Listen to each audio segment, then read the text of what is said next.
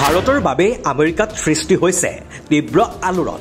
প্ৰধানমন্ত্ৰী মোদীৰ বাবে অধিক শোচনীয় হৈ পৰিছে ডোনাল্ড ট্ৰাম্প আৰু আমেৰিকাৰ অৱস্থা। ভাৰতত ভাবুকি দিয়াৰ পিছৰে পৰাই উন্মাদ হৈ পৰিছে ডোনাল্ড ট্ৰাম্প। আমেৰিকাৰ সাংবাদিকেই ভাৰতৰ সন্মুখত অপদস্থ কৰিলে ডোনাল্ড ট্ৰাম্পক। শেহতীয়াকৈ ভাৰতে আমেৰিকাত এক বিশেষ আলোড়নৰ সৃষ্টি কৰিছে। প্ৰধানমন্ত্ৰী মোদীৰ দৃঢ় নীতিৰ ফলত ডোনাল্ড ট্ৰাম্প আৰু আমেৰিকাৰ অৱস্থা অধিক শোচনীয় হৈ পৰিছে। ট্ৰাম্পে যিমানে তীব্ৰ ভাবুকি প্ৰদান কৰিছে, ভাৰতে সিমানেই শান্ত আৰু দৃঢ়তাৰে তাক প্ৰতিহত কৰিবলৈ চেষ্টা কৰিছে। এই উত্তেজনাৰ মাজতে ডোনাল্ড ট্ৰাম্পক হোৱাইট হাউচৰ ছাদত উদ্ভ্ৰান্তৰ দৰে ঘূৰি ফুৰা দেখা গৈছিল। যিটো ঘটনা ঘটিছিল ভাৰতক ভাবুকি দিয়াৰ কেইঘণ্টামানৰ পিছতে, যেতিয়া হোৱাইট হাউচৰ বাহিৰত থকা সাংবাদিকসকলে তেওঁক দেখি সুধিছিল, ৰাষ্ট্ৰপতি মহোদয়, আপুনি ছাদত কি কৰি আছে? তেতিয়া ট্ৰাম্পে অদ্ভুত ইংগিত দি চিঞৰ বাখৰ কৰিবলৈ আৰম্ভ কৰে। তেওঁ ছাদত থিয় হৈ কি কৈছিল সেয়া আমি আপোনালোকক জনাবলৈ চেষ্টা কৰিম, কিন্তু তাৰ আগতে চাওঁ আহক। হোৱাইট হাউচৰ ভিতৰত সাংবাদিকসকলে এনেকৈ ট্ৰাম্পক ভাৰতৰ সন্মুখত অপদস্থ কৰিছিল। সাংবাদিকৰ এটা প্ৰশ্নত ট্ৰাম্পে ইমানেই হতভম্ব হৈ পৰিল যে তেওঁ 10টা শব্দও ক'ব পৰা নাছিল।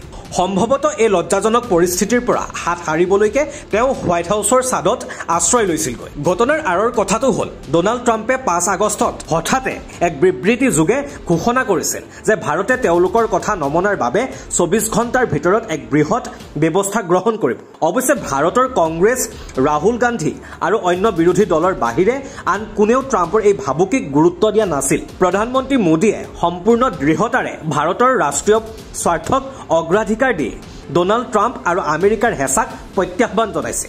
ইয়াৰ পৰা এয়া স্পষ্ট যে ভাৰতে নিজৰ স্বাৰ্থ ৰক্ষাৰ্থে আমেৰিকাৰ দৰে শক্তিশালী দেশৰ সৈতেও সংঘৰ্ষত লিপ্ত হ'বলৈ কুণ্ঠাবোধ নকৰে।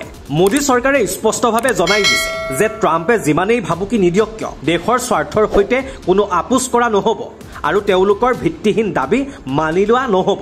যদি কেৱল বাণিজ্য আৰু শুল্কৰ বিষয় হ'লহেঁতেন তেন্তে আলোচনাৰ অৱকাশ থাকিল হয়, কিন্তু ট্ৰাম্পে বিচাৰিছিল যে ভাৰতে ৰাছিয়াৰ পৰা তেল ক্ৰয় কৰা বন্ধ কৰক আৰু লগতে আমেৰিকাৰ গৰুৰ গাখীৰ আৰু GM শস্য ভাৰতৰ বজাৰত বিক্ৰী কৰাৰ অনুমতি দিয়ক। ভাৰতে যদি এই দাবী মানি লয় তেন্তে দেশৰ সাধাৰণ নাগৰিক আৰু কৃষকসকলৰ ওপৰত ইয়াৰ বিৰূপ প্ৰভাৱ পৰিব।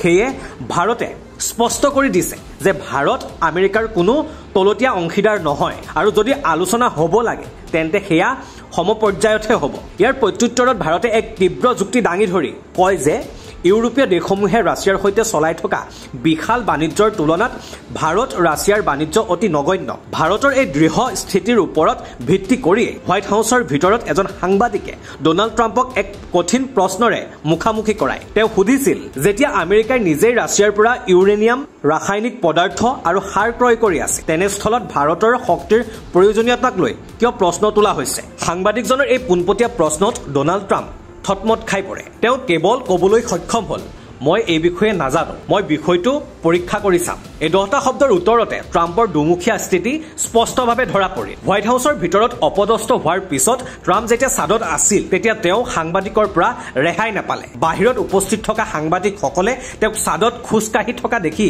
প্ৰশ্ন কৰিলে, ৰাষ্ট্ৰপতি মহোদয়, আপুনি ওপৰত কি কৰি আছে? ইয়াৰ উত্তৰত ট্ৰাম্পে চিঞৰি ক'লে, মই ইয়াত অলপ খোজকাঢ়িবলৈ আহিছো। ইয়াৰ পিছতেই তেওঁ কিছুমান অদ্ভুত ইংগিত দিবলৈ ধৰে। যেতিয়া আন এজন সাংবাদিকে কৌতূহলেৰে সুধিলে, আপুনি কিবা বনাই আছে নেকি? ট্ৰাম্পে এক বিচিত্ৰ উত্তৰ দি ক'লে, মই মিছাইল বনাই আছো। সাংবাদিকে তেওঁক পুনৰ লক্ষ্য কৰি মিছাইল বুলি সোধাত ট্ৰাম্পে মিছাইল উৎক্ষেপণ কৰাৰ দৰে ইংগিত দিবলৈ ধৰিলে। আমেৰিকাৰ ৰাষ্ট্ৰপতিৰ এনে আচৰণে সকলোকে আচৰিত কৰে। এনে লাগিছিল যেন ডোনাল্ড ট্ৰাম্পৰ মনত ভাৰত আৰু ৰাছিয়াৰ ভয় গভীৰভাৱে সোমাই পৰিছে।